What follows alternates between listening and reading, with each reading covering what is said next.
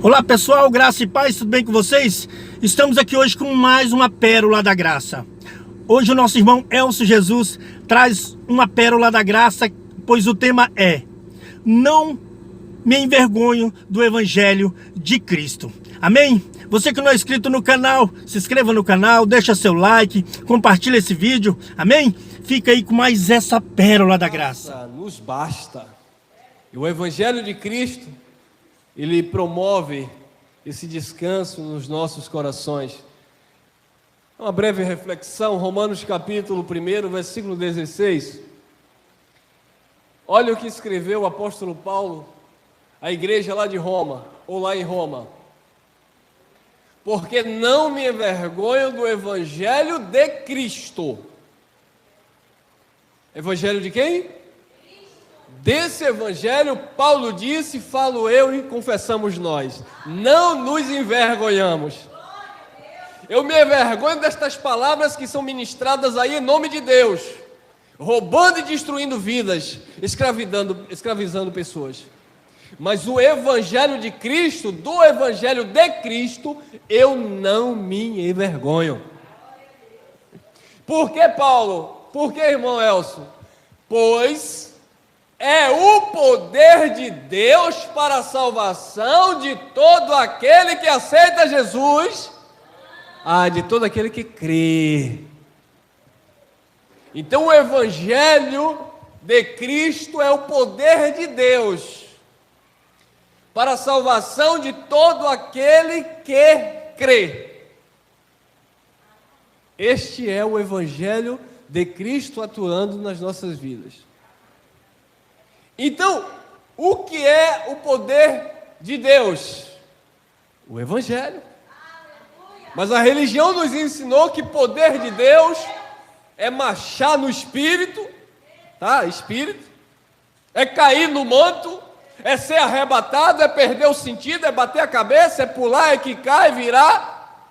Eles chamam isso de poder de Deus. Porque se não houver um movimento onde as pessoas entram em êxtase, onde as pessoas chutam as cadeiras, literalmente, porque eu já vi isso, onde as pessoas colocam a mão na cabeça do irmão e empurra e manipula para ver se o irmão vai cair, porque ele quer impressionar a igreja, ele quer fazer com que as pessoas olhem para ele e dizem: olha que irmão poderoso.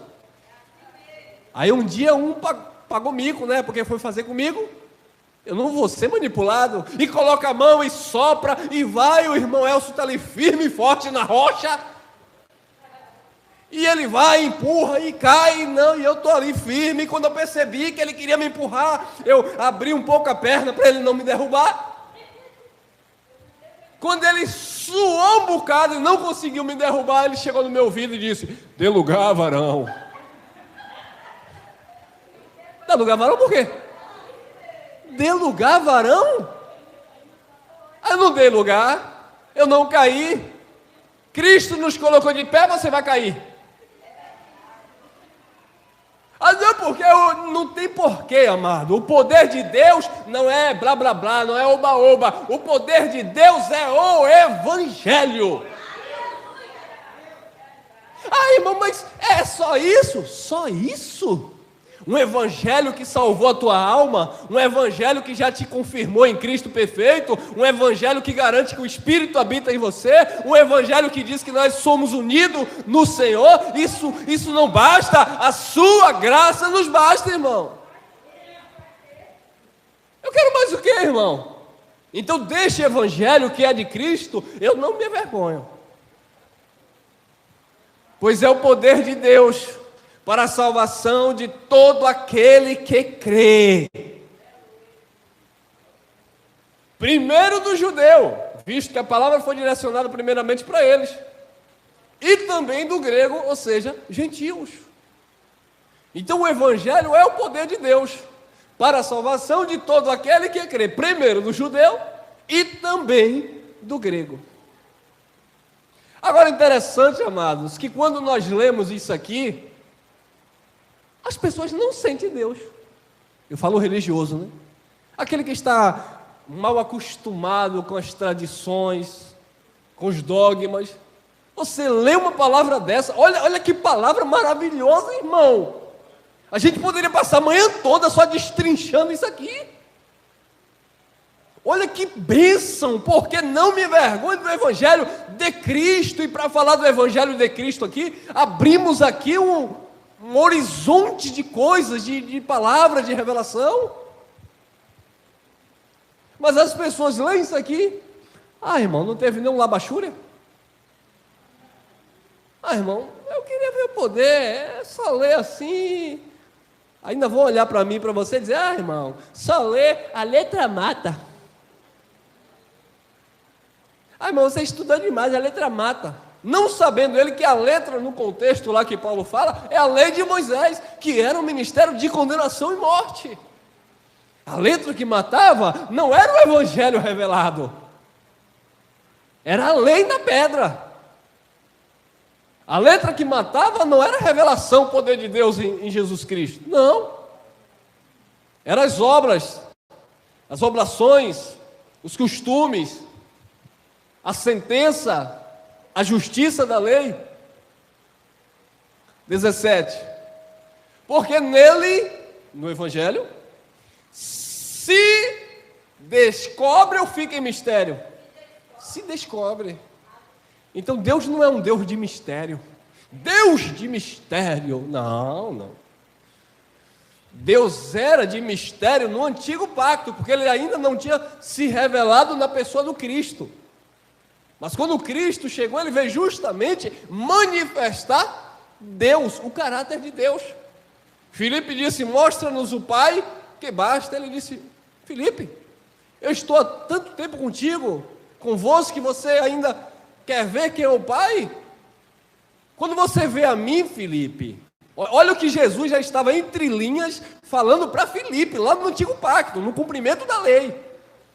Quando você vê a mim, Filipe, você vê o Pai que me enviou, porque o Pai está em mim. Ou seja, Filipe, não é para você olhar para esse envelope, não, Filipe. Não é para você olhar para esse homem de Nazaré, não, Filipe. Não é para você olhar para o filho de Maria, não, Filipe. Filipe. Mas Filipe estava ainda com os olhos carnais. Jesus, o Jesus de Nazaré, nos mostra aí o Pai. Filipe, quando você vê a mim, Filipe, você vê o Pai.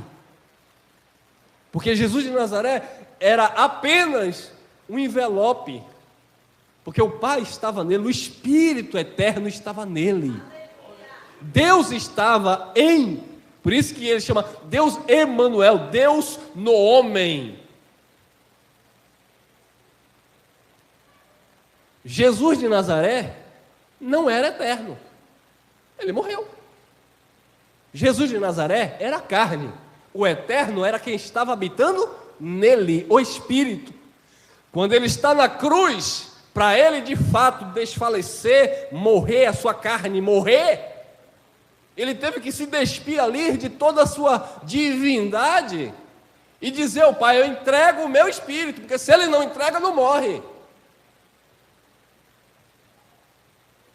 E ao terceiro dia ele ressuscita com aquele corpo regenerado, mas para dar testemunho que ele havia ressuscitado dentre os mortos. A religião está achando que nós, como filhos de Deus, iremos ressuscitar como Jesus ressuscitou no sentido literal da coisa. Não, irmão.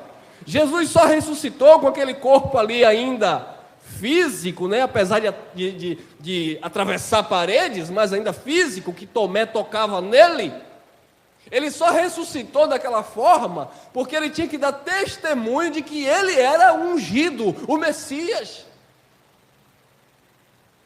Mas quando ele vai para o céu, aquela carne não vai com ele.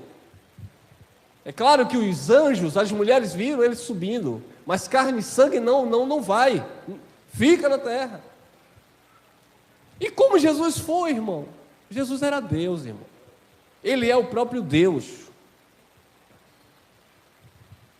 Porque nele, no Evangelho, se descobre a justiça de Deus de fé em fé. Como está escrito, mas o justo viverá pela fé. Pela fé em quem? Em Cristo. Não é pela minha própria fé. Não, o justo viverá da fé. Então eu posso aqui, irmão, Se o pastor orar por esse lenço, eu levo esse lenço para casa, porque está escrito que o justo viverá da fé. Então esse lenço agora, ele é místico, porque o Senhor orou. Não é essa fé, não é essa coisa carnal, mecânica, religiosa, não. É fé naquilo que Jesus fez na cruz. É fé na obra redentora de Cristo.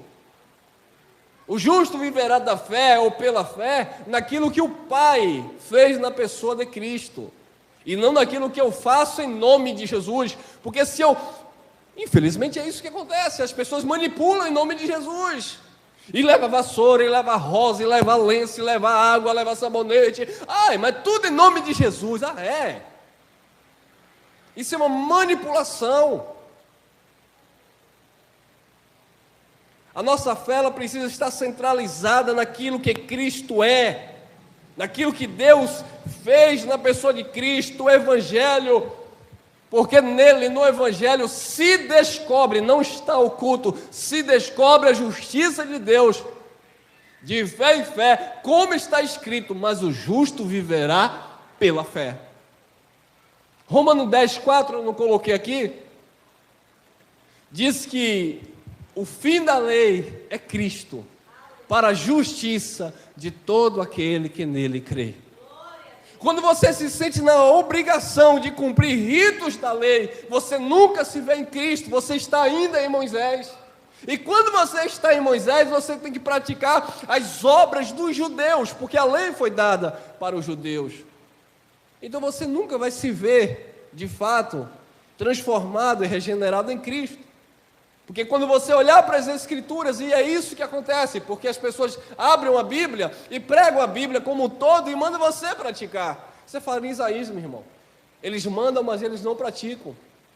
Porque a lei não vigora mais. E quando eu digo a lei, eu não estou falando a lei do Espírito em Cristo. Eu estou falando a lei das cerimônias, os mandamentos, as oblações. Quando eu pego alguém e digo, você tem que jejuar, você tem que dar dízimo. Quando eu pego alguém e digo, você tem que sacrificar, essas pessoas não descobriram ainda a justiça que há em Jesus Cristo. Essas pessoas estão ignorando o Calvário.